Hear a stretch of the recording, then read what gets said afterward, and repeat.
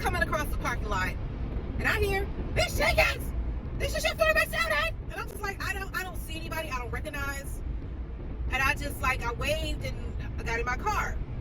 So ironically, where I was turning, I ended up pulling behind where they were. So I stopped and I peeped out. So the young lady got out the car and said, "You remember such and such? He's in the car." And he's afraid to come out. So running into your former students can go in several different directions. And today, I interestingly ran into a former student. I didn't really run into the student. So I'm not gonna sit here and lie. This former student gave me hell.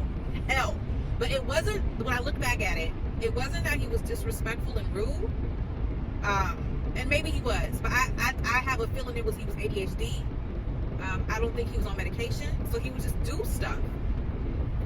Because I remember it was him and his homeboy, who his homeboy had his sister, and I remember the homeboy got taken out of my class and taken to another teacher, went to another teacher. But with him, it was crazy, to the point it was just like calling his daddy every single time. He'll come up there and snatch him up. I had two like that year. They were in two different classes, but I had two. Father said, "Let me know," but they were so, one was more extreme than the other, and it was ADHD. I said, I was just asking about him the other day, which not like the other day, but I just remember talking to someone within the last year and saying, "Whatever happened to such and such?" So finally he gets out the car. He didn't even get out the car. He kind of peeks out. "I was afraid, because you..." I said, "Yeah, you gave me hell. You did. But I'm glad to see how you're doing." Like, no teacher hates a student that much that you are willing to go to jail over a child's behavior when they were 12 and 13. Teachers, if you're doing that, I need you to wisen up and I need you to be mature. But let's be honest.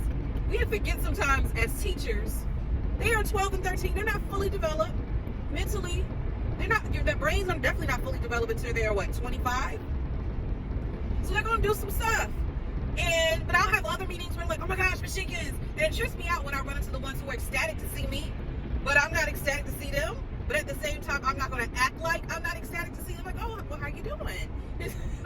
Then you have the ones, "Oh my gosh," and you're hugging each other, and you have those moments. And he said, "That's my teacher."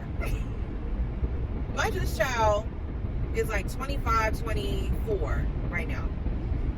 I taught this child when they was 12. So I'm just like, crazy how he assumed I would hold that against him. Ain't nothing that serious. It's not. Like, now let's be real. Teachers who say they don't have a favorite student or don't have students that they really cannot stand, they're lying.